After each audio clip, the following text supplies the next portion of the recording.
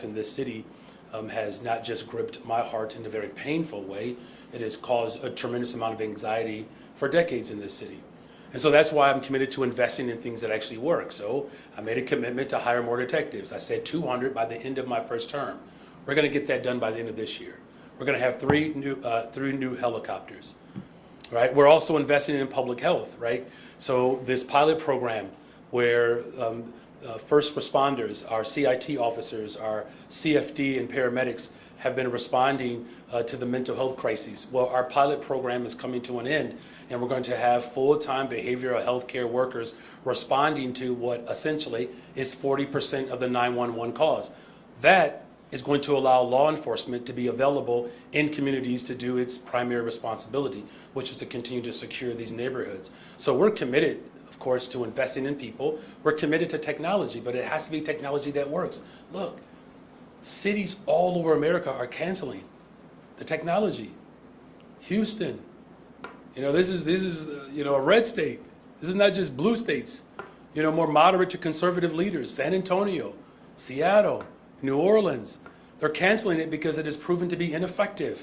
When this was brought before the people of Chicago, this is what they were told, that it would reduce violence and it would lead to more arrests. It's done neither. That's why the state's attorney, which it's their primary responsibility to take the investigations that lead towards arrest, that leads towards conviction, said this is foul. It's why the OIG has said this is foul. Academics all over the city, all over the country, have called this corporation out for what it is. And it's an ineffective tool. And what I'm not going to do is allow the interest and the greed of a corporation to play on the fears and the anxiety of the people of Chicago. But are you ignoring the will of the city and 33 members of city council who voted to keep it by doing that? No. Hey, Alderman. That's Sorry. okay, but that would be... Sorry about that. No, it's okay. It's been a long one. I've been called worse. I didn't know there was worse. So there were 33 votes against this, or for this ordinance. There were 3 aldermen who did not vote, including one who left the room rather than voting, and he previously supported a previous ShotSpotter ordinance. Are you confident that you can prevent 34 votes to override your veto? Well, look, again, it's illegal. Just keep in mind, it's illegal. You have to start to raise questions of why now, in the interest of democracy, that now that you have someone who is firm in their values of investing in people, that all of a sudden we don't believe that that person should have the powers that every other mayor has had. Look, here's what I'm committed to doing, and I've said this repeatedly. We're going to find a pathway forward. We're going to find technology that actually works, but we're going to keep this in mind. We're going to invest in people, because the fact that those devices are in those communities, it's an admittance that these communities don't have everything that they need. What's interesting about this debate, though, was the alders who spoke about their safe communities, who do not have the detection. Wouldn't it make sense to figure out why those communities don't have those detections? Because they're safe. What makes them safe? Because they're invested in. So guess what I'm going to do for the people of Chicago on the west and south sides? I'm going to invest in them, because that's what keeps people safe. Hi, Natalie Martinez, NBC5 News. 2 questions, two-parter, sorry about that, but they're quick. 1, what's your response to a 48% discount from ShotSpotter? 2, did you see a social media tweet from Alderman Brendan Riley, and what is your response to it? It said Mazel Tov in the wake of some pager bombings. Well, the 48% discount,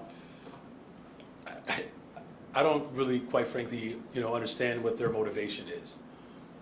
Is their motivation simply is to make money? Or do they have motivation to actually figure out how we invest in communities? Here's what I would ask corporations to do, not just this one. Pay your fair share in taxes. Do that. Do that. Work to put yourself out of business. We're talking about, a technology that can't prevent violence. It doesn't lead to more convictions. Cities all over America, not just Chicago, I want y'all to hear me good. Not just Chicago, cities all over America are discontinuing their contract with ShotSpotter. I didn't see the tweet. I'm actually not logged on to any social media. Hi, this is Maria Berreyesa from Univision. You say you're going to veto this ordinance. When is that going to happen? It's happening as we speak, right? I mean, look, here's the part that's most important. I'm committed to working with alders to find technology that works.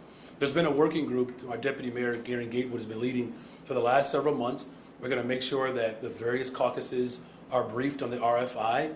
I've seen some of those other forms of technology, and I'm actually, cautiously optimistic about some of these that will be presented. But we're going to work with all the stakeholders, Chicago Police Department, the Chicago Fire Department, paramedics, as well as our alders, to make sure that the RFI really speaks to what we're ultimately trying to do, which is to build a better, stronger, safer Chicago. Good afternoon, Mayor. Good afternoon. The council today finally passed an ordinance to ban lobbyist giving to mayors and mayoral candidates. You a few months ago talked about your opposition to it because it wasn't part of a larger ethics package. Today it passed. What led you to drop your opposition? Yeah, so we were never opposed to it. That's not entirely accurate. We were never opposed to it. We just said that if we're looking at responding to corruption, then we should look at the particular body that has had 38, 40 people convicted. Not one mayor has ever been convicted of corruption. Not one. And I'm just simply saying that if we're going to do this, we shouldn't sort of nibble around the edges. We've been in compliance with the executive order. So I hope. First of all, congratulations to Alderman Martin. He's worked hard on this. But this has never been about my opposition. This is more about what transformation looks like. And I still believe that there's still yet a lot to be desired because we have not responded to where corruption has been quite pervasive. Well, then maybe I could rephrase. What sort of conversations did you and the alderman have? Those conversations were the same. Like, look, clearly I wasn't opposed to it because I didn't work to block it. We just simply said that there was a comprehensive ethics reform package. And I wasn't the only one. I believe was it Better Government? Was it BGA? BGA said that this was petite. I'm paraphrasing. That it could have been far more robust. I agree with him, and I believe the alder agreed with me, and why he decided to, not completely go all the way down the path of transformation. That's a question you should ask him. Good afternoon, Mayor. Good afternoon. Today, the City Council voted for Alderman Walter Burnett to become the new zoning chair. But he wasn't your first pick, or maybe even your second. Does the fact that you need to go with a sort of a compromise candidate, what does that say about the traditional power of the mayor to designate chairs of powerful committees? Alderman Burnett is an ally. He was my choice, and we got my choice confirmed today. But he wasn't your first or second. And how do you know that? Because Carlos was first, and then... Well, because he was my first choice for vice mayor, which he made history doing that. And so when Alderman Ramirez Rosa decided that he was willing to step down, we had multiple conversations with many different people, and he's always been a part of the conversation. And today, we secured an ally of mine to be the zoning chair. So do you think that the fact that you decided on what is seen as a compromise candidate says anything about the traditional power of mayors to have their first choice as powerful chairs? Well, again, I'm not going to, go back and forth on, Chicago politics one-on-one, but I'm happy to sit down with you at another time and we can just sort of pontificate. Today, one of my fiercest allies, Alderman Walter Burnett, was secured as my zoning chair. That's the person that I put forward. That's the person that we voted on. And that's the person who won. And good evening. I know, right? Good evening. You talked about the ShotSpotter's parent company playing on people's fears, but those fears are there. Yes.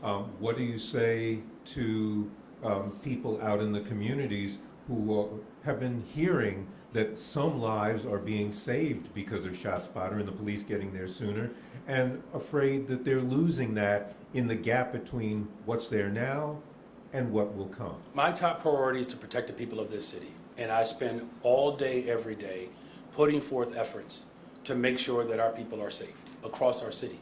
Now, what I could say to that is that there are things that have made our people less safe, like closing schools.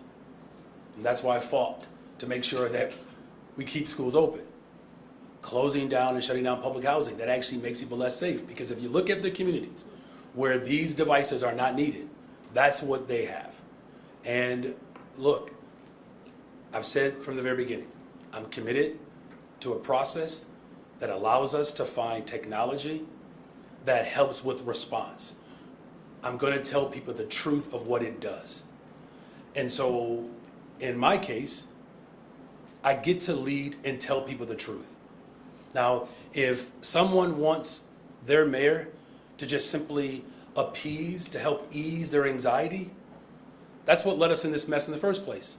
But if you want a mayor that's going to tell you the truth and do everything in your power, my power, to make sure that the people of this city are safe, then you have the right person. I got a 10, 12, and a 16-year-old and a wife. And I've not always been mayor. I know what that anxiety feels like. I know what that fear looks like. But you know what I also know what anxiety and fear looks like? When you don't know if your paycheck is going to be enough. There are more people who are anxious about their water bills. Ask me how I know. But what do you fear? That we're people- working. No, I'm not. First of all, no, Greg, I'm not afraid. I'm not. It is ungodly to walk in fear. What I'm simply saying is this, that the technology that has been out there has its, because here's the thing, the technology that exists right now, here's the question, are people still feeling anxious?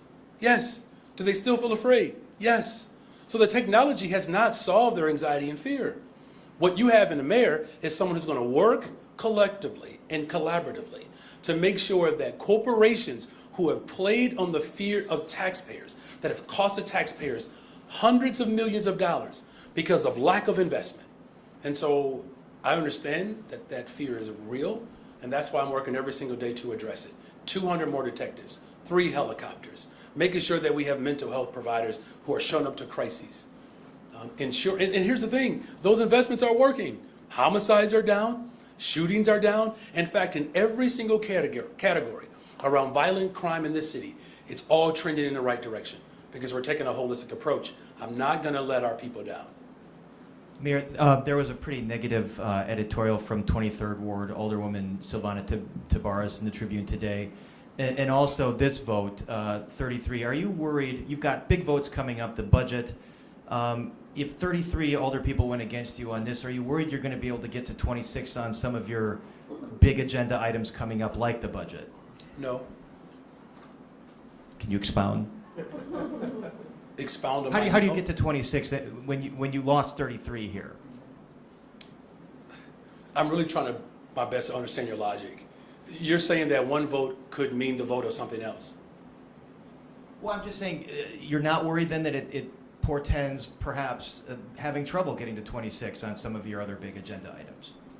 No. Thank you. Next question. Hi, Mayor. Hi. So you had 33 alders, including someone from your management team, disagree with you on ShotSpotter. You were forced to pivot on your appointment for zoning commissioner. I know one ally to the other, I hear you, but it was still a pivot because people on the council were opposed. There were council members who criticized your choice for legislative affairs director. What are you doing to just calm those tensions or, bring everybody back in the fold with the council? Given all of that at a very difficult time as you're trying to get the budget on its way. Mm-hmm. So there was not a pivot. There were multiple names that we were considering. You all happened to hear of one name. There were multiple names that were considered. We went with an ally. Okay. And But do the big picture. My question is. I got you. I'm responding to all of your questions, right? Okay. You talked about zoning. You talked about legislative affairs, and you talked about a level of calmness, okay? I'm going to respond to all of them, okay? We have an ally who is my zoning chair. That's a good thing. And he represents a very diverse community. There's beauty in that. There's beauty in that. And there were many names that were discussed. That's the one that I settled on, and that's the one that I got. Settled. Yes. Yes. I could have settled on someone else. But settled seems like that's not your first choice. I want you to step back and say, okay, every time I turn, I've got aldermen yelling at me for something. What Well, do I that's need to not do? new to any mayor. That is not. I just want you to understand, like, how you've been covering politics. So let me just give it to you straight. We continue to bring people together. All of our major initiatives in our agenda, we've been able to carry forward. Sub-minimum wage, we abolished it. Paid time off, we created and expanded it, right? The billions of dollars that we are investing on the west and south sides of the city of Chicago. A $250 million that's going towards homelessness. All of our major initiatives, we've carried through on them. Now, are there individuals that are feeling the weight of doing things differently?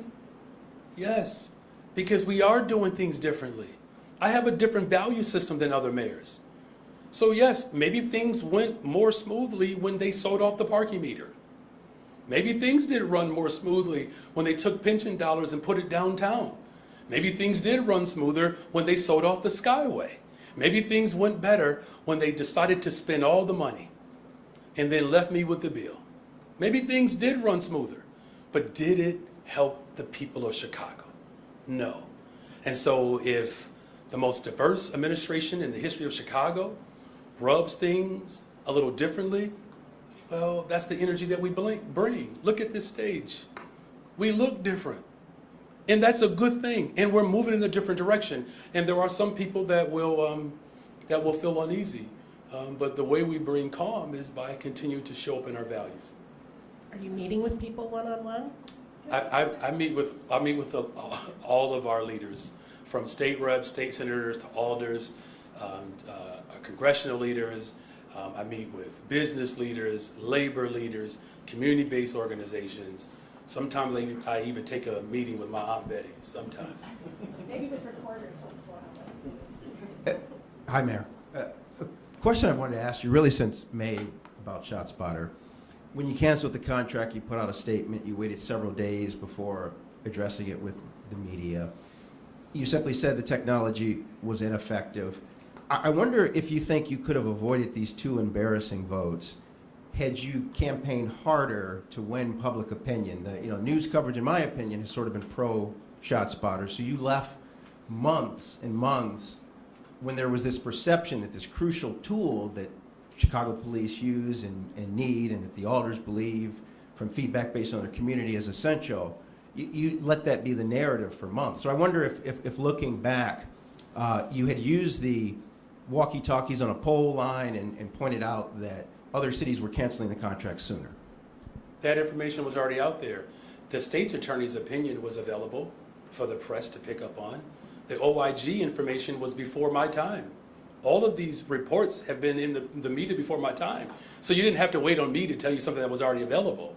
As far as cities canceling, that has always been in the media. It's always been in the press. Now, what people decide to cover, I mean, that's prerogative, right? Look, I'm not looking back. That's the problem that we've had in this city. We're doing things differently. Now, look, if people want a mayor who is going to appease folks, to just satisfy some of the proclivities that people might have, I'm not that person. I was elected to transform this city. And guess what I'm going to do? I'm going to transform this city. One other question. I think we're doing multiple, right? On Kennedy Bartley, just quickly, did your vetting pick up the fact that she'd called police effing pigs and sort of flirted with abolishing the police? And also, what has she said to you to assure you that she can remain in your administration and that she's someone you want to have on your team, because those are not your views? Well, look, again, those are not my views. They're not. And,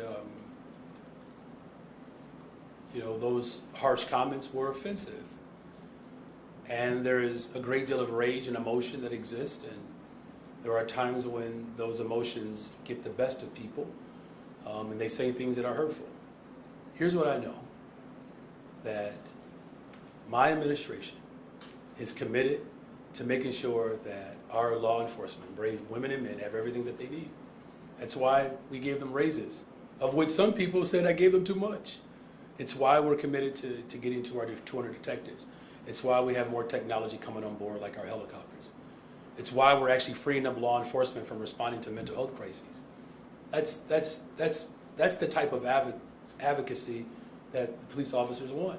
Cutting down the ratios with supervision so that it is moving in a constitutional way. You know, the police department has taken my vision and they've embraced it.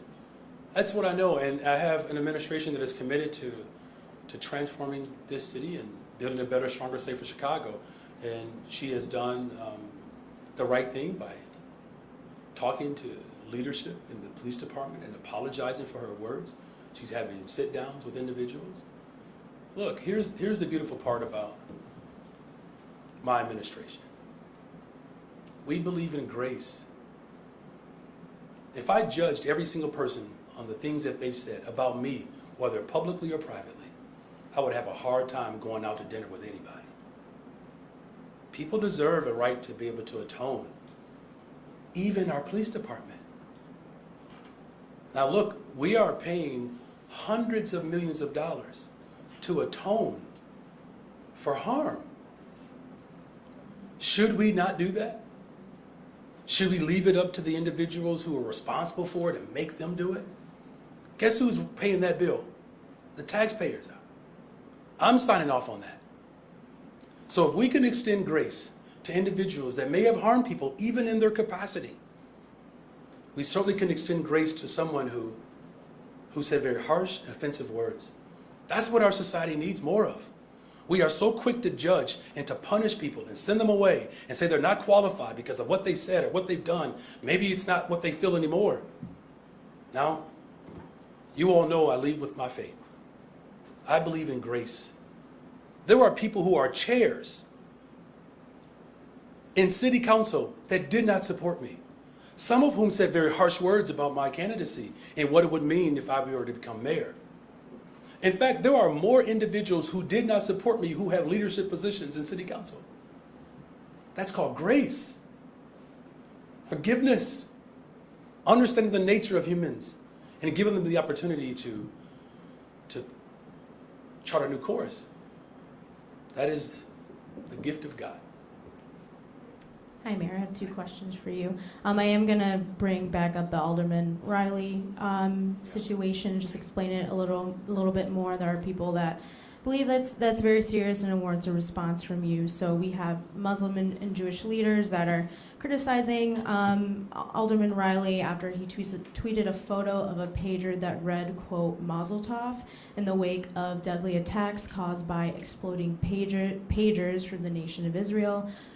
Targeting Hezbollah in Lebanon and Syria, which caused a couple deaths, thousands of injuries, but to a lot of innocent people. Look, I didn't see the tweet. If that's what he did, that's should he face repercussions for that? That's beyond offensive, and he should apologize for it. But should he face repercussions? There's people on city council that have repercussions, such repercussions, censorship, whatever that might be. That's not my authority. I don't have the authority to censure people. If city council members decide to take that up for a vote, we've obviously have seen that happen before. But again, you know, what you are reporting, because I did not see that actual tweet. Again, I am not on social media. I don't have a password or nothing. But if that is what is being reported, he should apologize for it. And it sounds quite horrific and beyond offensive. Alderman Hopkins this morning said during a press conference on ShotSpotter, everyone in this room knows that we have what is called a strong council, weak mayor form of government. Do you agree with his statements here? I'm wondering if you think this statement will impede your ability to work with other members on the council. No, listen, you all. I mean, I get this. I understand how politics have been done in this city before. I do. But I've demonstrated that we're doing things differently. We're not punishing people because of their political views. I don't do that. That is not democracy. And here's the thing, it's also hypocritical. Imagine if we were to allow that type of paradigm to exist where you punish people for their political views and that becomes the norm. I wouldn't be standing here today. The political view of my liberation was something that was opposed by half the country. So should we have said, listen, half the country is not with, the ending of slavery? Does that suggest or somehow that you don't have the will of the people? You know what I'm saying? So I just don't think it's appropriate. And I'm not going to do this to Alderman Hopkins or anyone else. Look, I'm a social studies teacher. I mean, he ain't wrong. I mean, I've taught, Chicago government. That is the design of it. And there are still dynamics that exist within the executive branch that I do have the authority to do, and I should be permitted to do that, and I'm going to do that. Hey, Mayor. Hey. Sound thinking representatives have said they haven't heard from your office for months. How will decommissioning work, and who is going to take down the system when? All right, Who so a pays very for good it? question. First of all, it's not true, but as far as the decommission is concerned, Mary or Gary, and either one of you want to take that on? Which one? Yeah, both could do it if you want. Okay, we'll start with Mary. The affirming of the mayor's statement, it is inaccurate to say there have been no meetings or discussions because I've been in them. So that's not factual. With respect to the process of the demobilization, which is how it's referenced in the contract, there is a phasing that is associated with that, and that has to be worked out in detail with the contract provider. That's typically how it works, and that's how it will work here. Thank you very much. And one more question. You talked just now about the need to get technology that helps with response. That's something that aldermen on both sides of today's vote talked about. Why isn't that already in place for September 23rd? There's an entire process. It takes, listen, relax, Jake, hold on. I promise you, I'm going to talk and then you can come right back. Promise you. Over the last several months, we've been working through a process. It's new. When this detection, put that in quotation, was put forward, guess what? There was no process. We're doing it differently. We are. And some things take time when you're doing it right. And we're going to do it right. Alders will get a chance to experience a brief, and there'll be a very robust opportunity for us to come to a conclusion. What do you think is a reasonable timeline? It's already been, 7 months?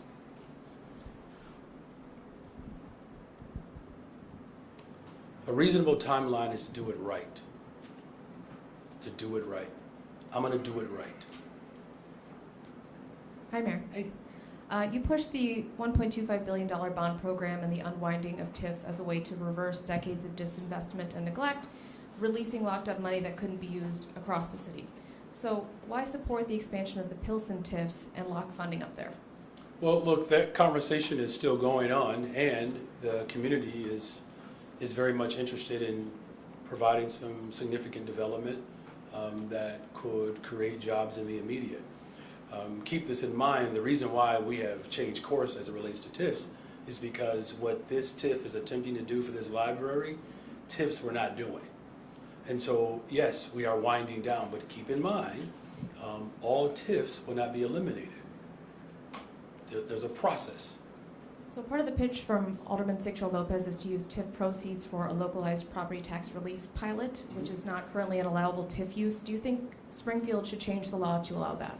Well, look, we do need property tax relief, right? I mean, these assessments that have come out have created a great deal of anxiety and fear, legitimate anxiety and fear and harm. There are many things that our budget director, as well as our entire finance team is working with Springfield around a host of potential revenue ideas and areas in which we can provide relief for working people. What's happening in communities like Pilsen, Little Village, Bronzeville, South Loop, even in my neighborhood, Austin, is becoming increasingly more unaffordable. And so that's why this bond and us working hard to build affordable homes is the top priority. And again, we're going to continue to work with Springfield around a host of things, whether it's education funding, housing, homelessness, youth employment, mental health. There are a number of things that we've already been working together on, and we'll continue to do that. Thank you. Is TIF on the table for that? I'll put it to you this way. This is what I said repeatedly. We are working with the state of Illinois around a host of revenue ideas and potential state laws or state laws that could provide relief. Everything is on the table. Hi, Mayor. On the revenue side of things, Alderman William Hall, he suggested that the state should be contributing more to help the city close those deficits, and specifically that the state should be the one to pay that 175 million CPS pension payment. You know, is that an option that you would lobby Springfield on in the upcoming veto session, or a route you plan to take? Well, I mean, when it comes to pension payments, again, I mean, I don't have to, relitigate how the failures has caused this problem in the first place. Here's what I can say, is that it's going to take all levels of government to establish a real commitment of revenue that can respond to our pension payment, right? Because property taxes right now in the city of Chicago, I mean, I believe that's the primary bill, essentially, that we are paying. And that's causing an off balance, right? We have expenditures that have gone down. I believe, to our budget director Guzman, I believe we've saved the taxpayers about $200 million so far. Just expenditures have gone down, but the revenues have not caught up with our expenses. So we're all going to have to come together and figure it out. And the state of Illinois, county government, local government around the country are all facing the same dynamic, that we have a lopsided structure where our taxes are primarily based on sales, and there are people who have less who are carrying that weight and that burden, and we do have to shift that dynamic. And on the ethics ordinance that was passed today, do you see that as a rebuke of you after your campaign had accepted and then returned lobbyist contributions? No, it's not. Look, people donate to our campaign who don't know the rules. I don't have the ability to stop you from giving to my campaign, right? So if someone writes a check to my campaign and they're in violation, when we discover that, we send it back. People still might get it wrong. So it's not, people, believe it or not, people don't pay attention to every dynamic of city government, believe that or not. And so it's not a rebuke. We've always been in compliance with it. We just simply said that if you're concerned about corruption, we should actually focus on a full package. And I still stand by that. Hi, Mayor. Hey. Your office has declined to say whether you're taking a pay raise this year, though the deadline to decide on that has come and gone. It's outlined in city ordinance. Can you explain your thinking behind keeping that decision private until budget season? If the deadline has already passed, why not just say what you've decided? And are you taking a raise next year? Well, look, because the way we do budgets in Chicago, we present the entire budget. You don't send piecemeals of things that you will or will not do. Here's what I've said repeatedly: everything is on the table, including raises. Everything. On ShotSpotter, if the legislative branch can't force the city to enter into a contract, why bother to veto this ordinance? You let the previous pro-ShotSpotter ordinance kind of just sit without vetoing it. Why not do the same? What's different about this ordinance? Is it more legally binding than the previous ShotSpotter ordinance? It's illegal. In a way that the previous one wasn't? This one is illegal. I did have just one follow-up question on the bond plan. Is there any consideration on the $1.25 billion bond plan? Is there any consideration of rethinking that and potentially thinking about using any expired TIF district funding to help fill budget gaps for next year or 26, 27? We are discussing every aspect of our budget. And again, when I was running for office, we said that the first budget that we passed would be about $500 million. Last year, we forecast this one. And our finance team, they're all here today. Our budget director, Annette Guzman, our comptroller, Chase Winko, and our CFO, Jill Jarowski is here. They're the best team. They're the best team, I would say, arguably in the country. Our bond ratings continue to go up. We find creative ways to continue to invest in people. It's a smart group of people. They're smart. Look, I inherited problems. I'm fixing them. Good evening, Mr. Mayor. Good evening. Regarding the RFI for gunshot, so are you open to other companies than SoundThinking providing gunshot detection technology? Yes, that's what RFI did, yes. So with regards to the RFI, SoundThinking is currently the largest purveyor of gunshot detection technology in the country. They also have other services like Crime Tracer that are sort of embedded in an overall package that they offer to cities. Should the RFI determine that there are no other players who could service the size market that Chicago has, will you come back to ShotSpotter, or do we say goodbye to gunshot detection altogether? Well, that's going to be a collective decision. The whole point of opening up the process was so that everyone can participate. And so they get to make their case like everyone else. When those cases are made, there will be recommendations that will be put forth, and we will bring those to the public. Could ShotSpotter be one of those recommendations if they're the best? If they choose to respond to this RFI, they will have an opportunity like everyone else. Thank you. Last question is, Alderman Moore has said to me and repeatedly that should this ordinance be vetoed, that you could prepare for a court fight. Is your administration preparing for any sort of... Well, that's why we want to veto it, because anyone could take this up and bring it forth the court. Am I accurate with that, Mary Richardson Lowry? I'm not a constitutional law expert. To respond to your question, because it was an act by a legislative body that is reserved for the executive body, it is not only challengeable by the executive body, it's challengeable by anyone who would think that they're usurping contractual rights. So I'm hopeful. We heard their concerns around public safety and the desire to try to redress that. What I'm hopeful is that all the parties will sit down and have a thoughtful conversation internally about what that looks like, including the alders. Unfortunately, as written, that particular work product is inconsistent with the Separation of Powers Act that applies to all legislative bodies and also applies to the executive branch. They cannot usurp contractual rights. And again, just to put a fine point on that, I thought I had that right. I took one constitutional law class, which, by the way, becoming a social studies teacher, just want you all to know, social studies teachers, we're really lawyers who just don't want to wear suits every day. So, but, you know, to put a fine point on that is that we are hopeful. That was the whole point. You all do realize, let me just say this real quick. There have been other mayors that have canceled contracts and raises without any due process. I know because I've experienced it as a teacher. 4% raises, circumventing union contracts.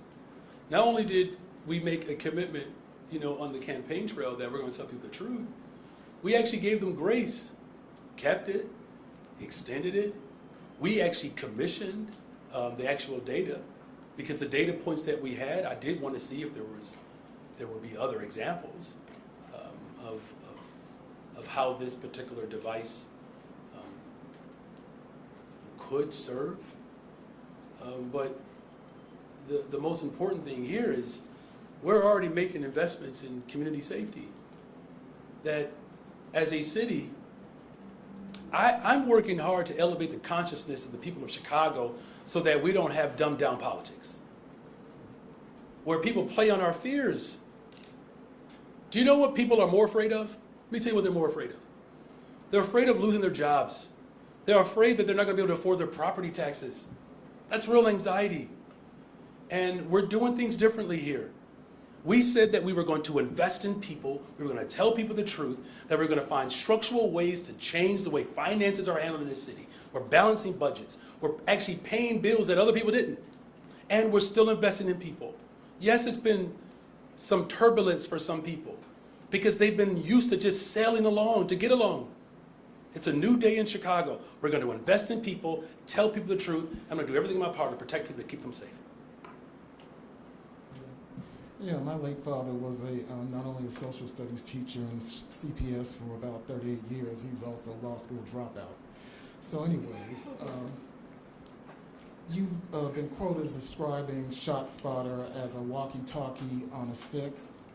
So the Hattie McDaniels question is, what do you have better to offer in its place? Yeah, thank you for that. So the work that our Deputy Mayor Gary Gatewood has been engaged in with many stakeholders, stakeholders across the board, including the Chicago Police Department. There are a number of other forms of technology that have captured our interest, and we're exploring all of them. This RFI is going to give the public the opportunity to engage in a way that the administration that brought it in, that they didn't do. That's what I mean. When I say we're doing things differently, we literally are doing things differently. Did anybody in here ever get a briefing on ShotSpotter in 2016, 2017? Like, was there ever a public meeting or discussion about this detection? Was there ever any discourse around whether or not this detection was actually valuable? So when people ask about, what do we have? The fact that you actually get to have that is proof and point that we are doing things differently. That's the whole impetus behind the RFI. So it's not so much about what I have personally, because I'm not a corporate leader in shot detection. Now, based upon how much money, some of these folks have made duping the people of this country, I see why people have gone into that industry. But there will be multiple examples in which it will be made available that all of our stakeholders will begin to explore. What technologies are on the short list that you all are looking at? See, I want to be careful, not to look. I don't want anybody to believe that I'm trying to tip the scale in one way or another. No, we're not I doing would that. just say, which ones are you no, looking I at? hear you. I mean, it's a fair question, but all I'm saying is there are other forms of technology that has piqued our interest, and this RFI is going to bring that about. So All right, last one, Mark. So Last the one. first and last one, and maybe possible follow-up to turn. No, this is the last one, Mark. Last one, no, fair is fair. You gave a whole bunch of people. Okay, Come on, Mark. And you just said one, and you Follow- had a follow- follow-up to follow- that one, and you're getting follow-up. another question. Okay, and another follow-up if necessary. So anyways, on the first day of the DMC at the Harold Washington Public Library, you offered as a form of reparations these publicly run, city-run grocery stores and city-run banks. And then Dorian Warren also suggested that this experiment you have with universal income is also a form of reparations. So the question is, how is that going to create black wealth for black families when it's clocked for black families at least as $0.00 compared with wealth for brown and white communities? No, thank you for that question, Mark. Your last question. Thank you for your last question.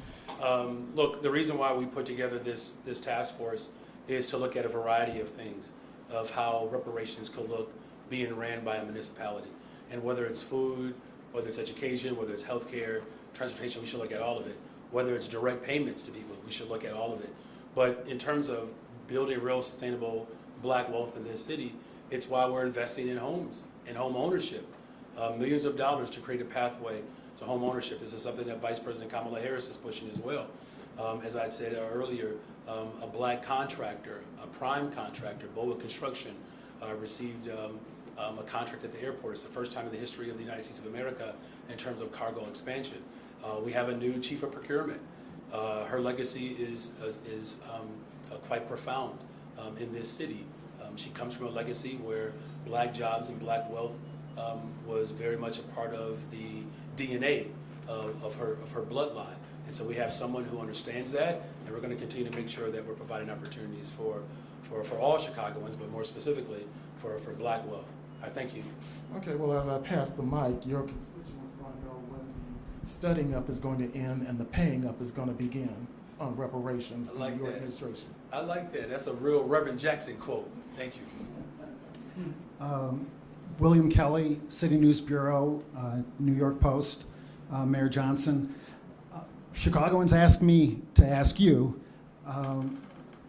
considering we're facing this $233 million budget shortfall this year and a $1 billion budget shortfall next year, why wouldn't you have proposed a migrant spending freeze instead of a police spending freeze, considering the fact that the police department is down 2,000 officers already, 150 of them are on your personal security detail.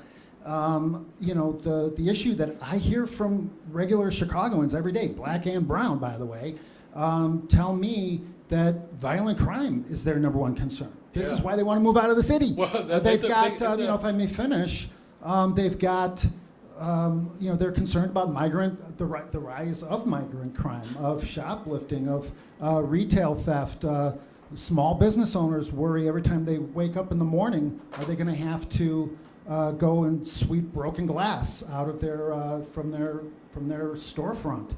Not to mention all of the armed robbery, the carjackings that are, double-digit shootings every week, murder, obviously, and why wouldn't you, why would you prioritize migrant spending over public safety? We're not.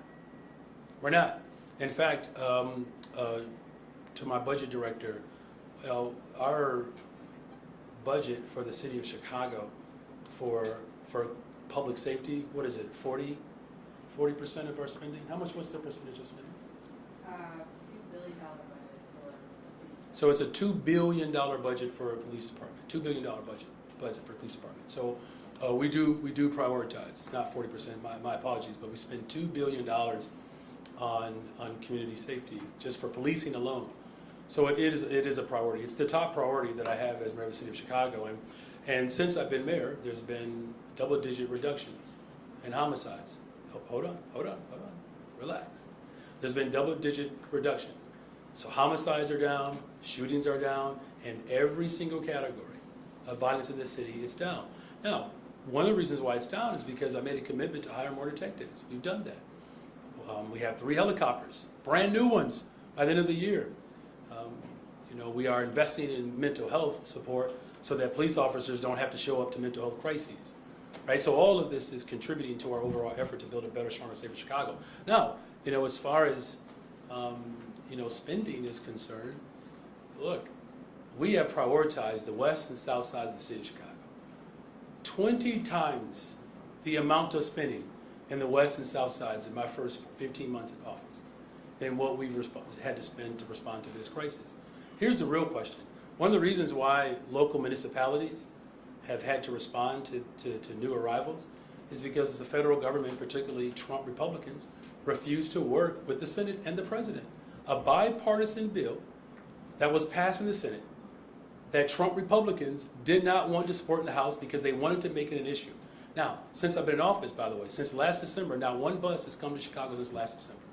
You know why? It's because the governor of Texas didn't want to work with us. He wanted to cause chaos, we brought calm. Now, the last point, there were new arrivals sleeping on floors in police districts before I was mayor. And everybody was up in arms because they were all out in the street and sleeping on floors. I fixed that. And here's the real good news.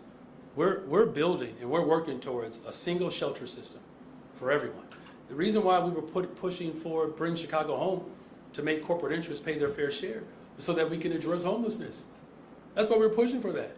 But of course, greedy corporations, again, did not want to pay their fair share, and it's left people vulnerable. But we're going to continue to work to find the right investments to not only balance our budget, but to keep those investments alive. You mentioned Donald Trump. You brought his name up in the same sentence as shootings. Do you want to apologize or rescind any of your comments about Donald Trump that perhaps are actually motivating and inspiring people to go out and try to shoot Donald Trump? Well, political violence is horrific, and there's no place for it. Calling out the fact that Donald Trump doesn't believe in our values to build affordable homes and to respond to mental health crises, to actually work with Congress to come up with comprehensive immigration reform, calling those things out is the responsibility of leadership. That's all we're doing. We disagree politically, but in no way do I condone political acts of violence. Violence in any form is deadly and wicked. And I hope that this country continues to recognize that there's no place for it. Thank you all very much. Thank you all.